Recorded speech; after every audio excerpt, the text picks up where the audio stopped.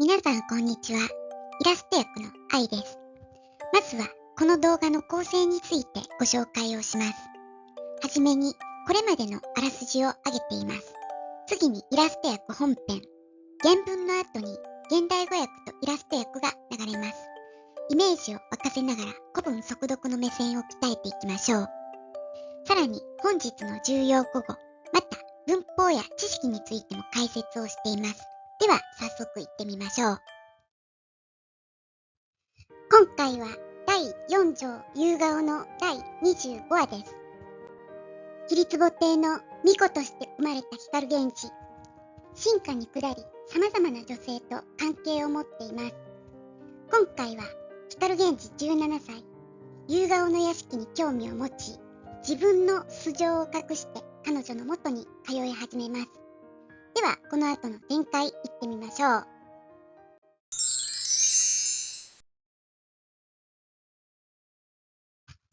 君もか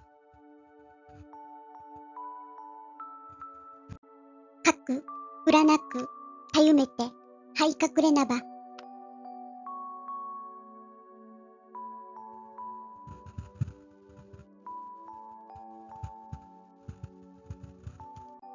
いずこをはかりとか我も尋ねん。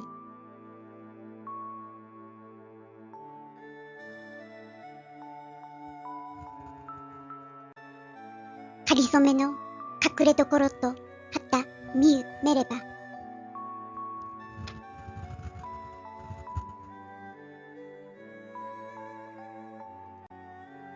伊豆方にも移ろいゆかん日を。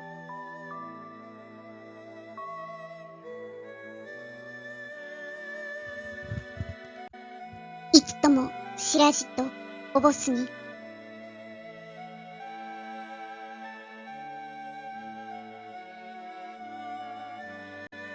追い惑わして名の目に思いなしつべくは。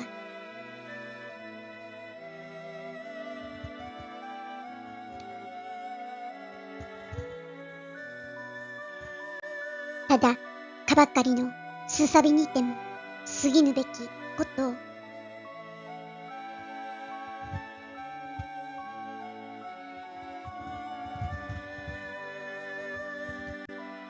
さらにさてすぐしてんとおぼされず。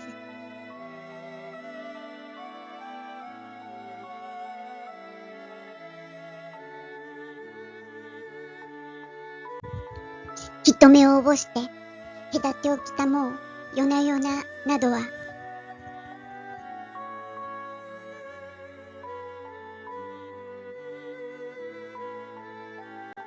いっと忍びがたく苦しきまで覚えたまえば。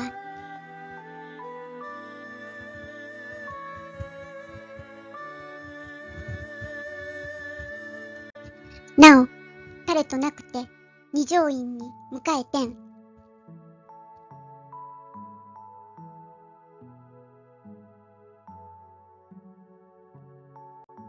もし聞こえありて瓶なかるべきことなりとも。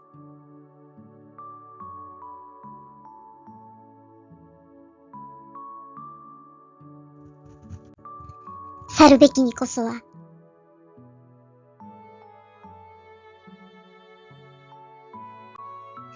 我が心ながら一とかく人にしむことはなきよ。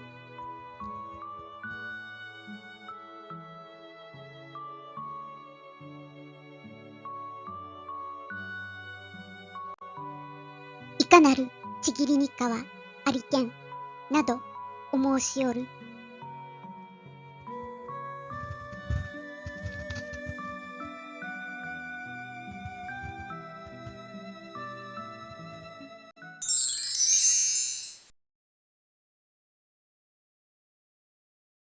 お楽しみいただけましたか？単語や文法は頭に入りましたでしょうか？今回の重要古語はこちらです。また文法事項はこちらです。光源氏は数日夕顔に会わないでいるだけでも会いたい思いが募ってとても執着しているようです。五条の屋敷は多分一時的な仮の宿りだろう。この女性が東の中将の元恋人であるなら、いずれ同じように消えてしまうのではないか。もちろん他の恋人たちに対して申し訳がないけれど、彼女を自邸の二条院へ引き取ろうと光源氏は心に決めるのでした。さて、今回は確実用法についてお話をしましょう。確実用法とは、官僚の助動詞つ、ぬが後ろに推量形の助動詞、例えばむやべしがつくと官僚ではなく脅威の意味になるという用法です。ちなみに助動詞むは未然形接続なので、助動詞つが接続したらてむになり、助動詞ぬが接続したらなむになります。また助動詞べしは終止形接続なので、助動詞つが接続したらつべしになり、助動詞ぬが接続したらぬべしになります。ならばこのようなよく出てくる形は一つのパターンとして覚えておくといいですね。また確実用法になれば、つ、ぬの意味は脅威と決まるので、きっととか何々してしまうなど強めの意味をつけるか、脅威なので訳さなくても大丈夫です。しかし、推量形の助動詞は意味がたくさんありますよね。文脈を見て、また文構造から識別する必要があるんです。それでは、今回の場合はどのように訳しましょうか。追い惑わして、名の目に思いなしつべくは、ただ、かばかりのすさみにても過ぎぬべきこと、さらにさて、すぐしてん、と3つの確実用法が出てきましたね。では、それぞれどう訳すのでしょうか。彼女を追いかけて、途方に暮れて、いい加減に思うようになる。べくわのは仮定条件の使い方で、ならばと訳します。このつながりで、べしの意味を識別していきましょう。今回、光源氏の心中会話文であり、主語は私なので、意思で捉えてもいいでしょうが、思うようになるはずのことならばと当然の意味で訳してもいいと思います。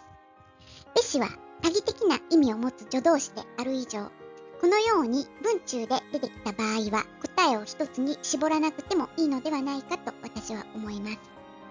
加えて、当然義務の意味は主語を選ばずに用いますので、文脈にこれが一番そうならばこの意味でいいと思います。